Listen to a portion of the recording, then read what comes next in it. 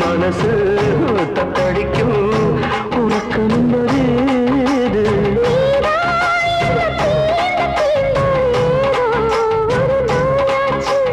நான் தான் உன்னை சீண்டி சீண்டி பார்த்து ரொம்ப நாளாச்சு. கொஞ்சம் இடம் கொடுத்த பச்சை கொடி பிடிச்சா இத்தனையோ வித்தைகளை இப்பவே நீ காத்திடவே